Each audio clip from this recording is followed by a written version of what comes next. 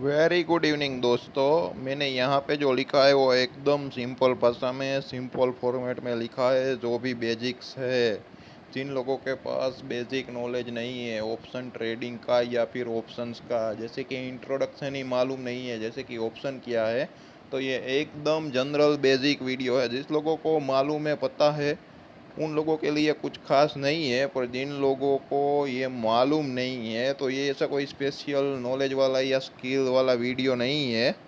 मतलब कि जो भी ऑप्शन ट्रेडिंग है वो बेसिक समझाने की ट्राई कर रहा हूँ। ये क्या है कि यहाँ पे 2000 से ज़्यादा का ग्रुप है, तो मोर देन 400 टू 500 लोगों के मेरे को इंडिविजुअल मैसेज आए थे और मैं सबका रिप्लाई नहीं कर सका। और रिप्लाई नहीं कर सका इसलिए मैं सबसे माफ़ी चाहता हूँ।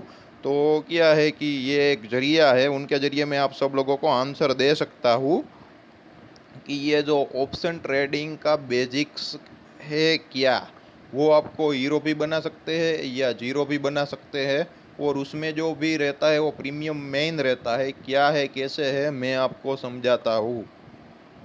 जनरली आप देख सकते हो, जो बेसिक्स ऑफ ऑप्शन ट्रेडिंग है, जो ऑप्शन ट्रेडर है, जो ऑप्शंस करते हैं, उसमें दो मेन चीज़ें आती है। जैसे कि CE means call, means bullish, मतलब मार्केट अप जाता है तो कॉल का प्राइस अप जाता है।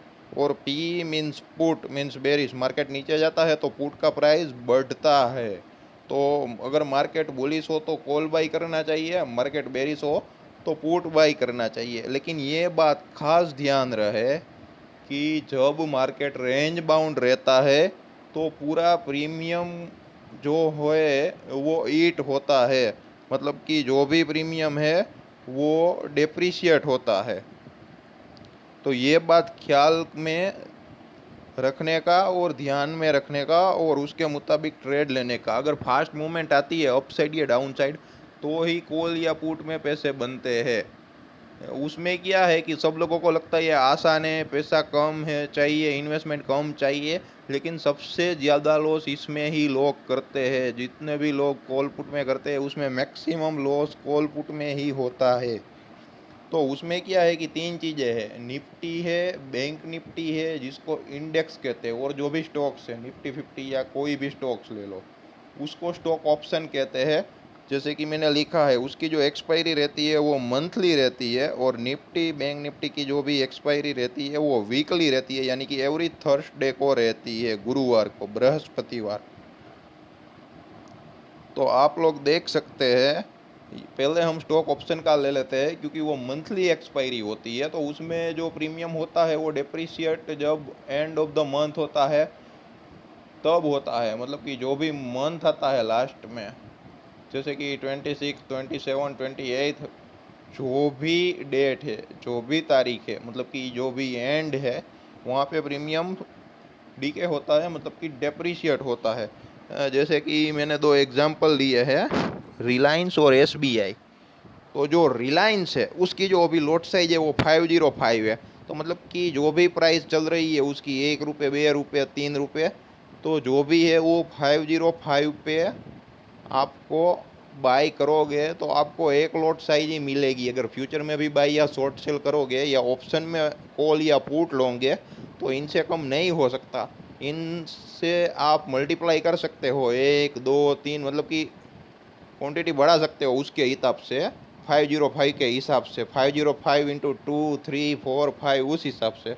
जैसे कि एसबीआई का 3000 का लॉट है मान लो, तो ये जो 3000 का जो लॉट है उनसे कम नहीं मिल सकता, उनसे ज़्यादा मिल सकता है।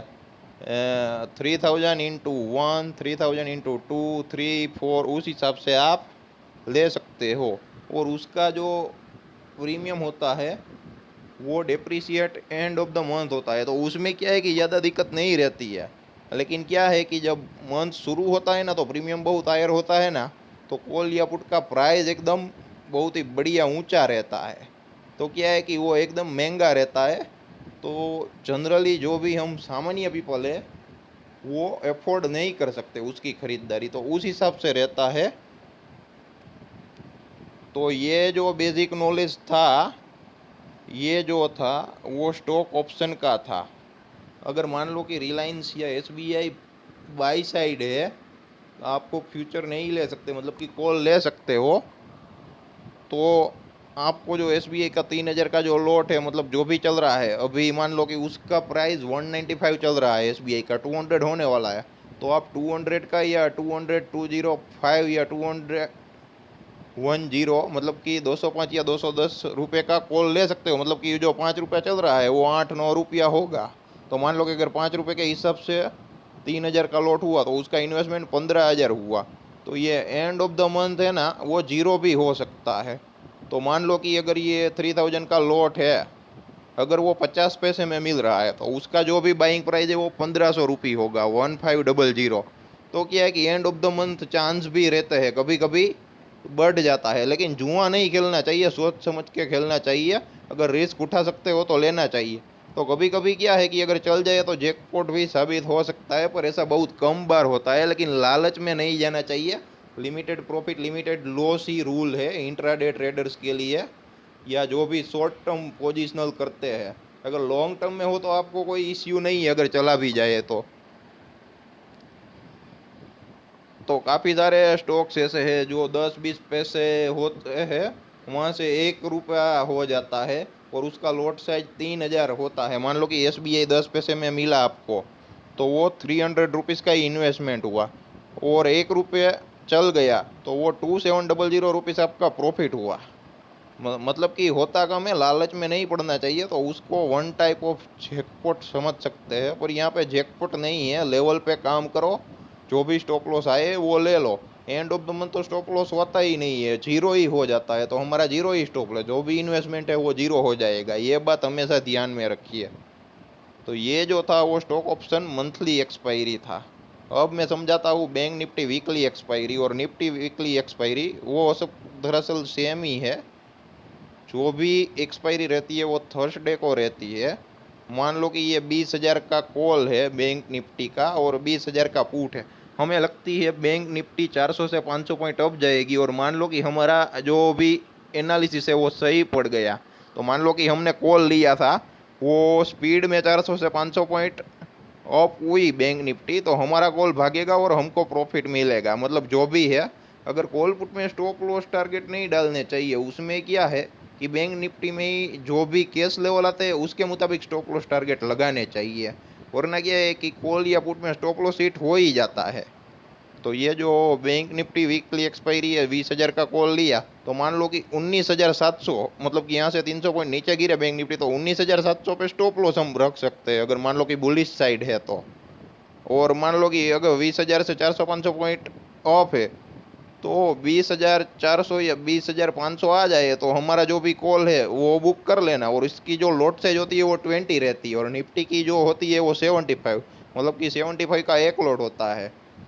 उनके आगे आपको मिल सकता है 75x1, 75x2, 75x3। वैसा सेम बैंक निफ्टी में है 20x1, 20x2, 20x3। उस हिसाब से हम निफ्टी की वीकली एक्सपायरी देख लेते हैं। अगर 9,000 है, हम लगता 9,200 जाएगा या 100 जाएगा, तो 9,000 का कॉल लेके रख देना। और मान लो कि 9,000 से हमें लगता है नीचे जाएगा 8,800, 8,800 या 8,900, तो 9,000 का पुट लेके रख देना चाहिए, और प्रॉफिट मिलते निकल लेना चाहिए। ये जो सब है वो मैंने इन द मनी दिए है।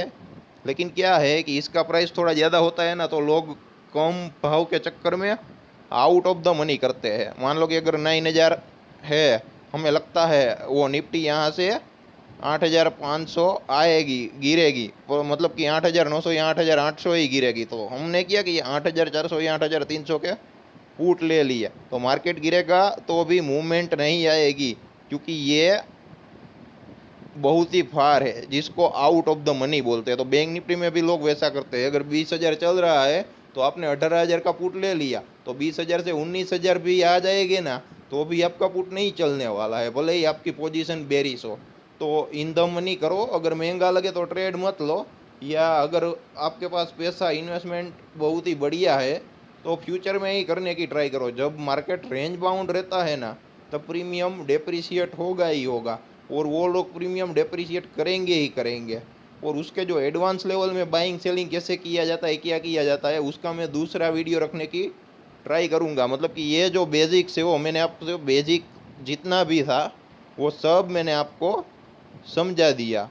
अब आप लोगों को कोई क्वेश्चन नहीं होगा, लेकिन ये वीडियो देख के एडवांस लेवल के क्वेश्चन होंगे, तो हमें सजेशन कर दीजिएगा कमेंट बॉक्स में।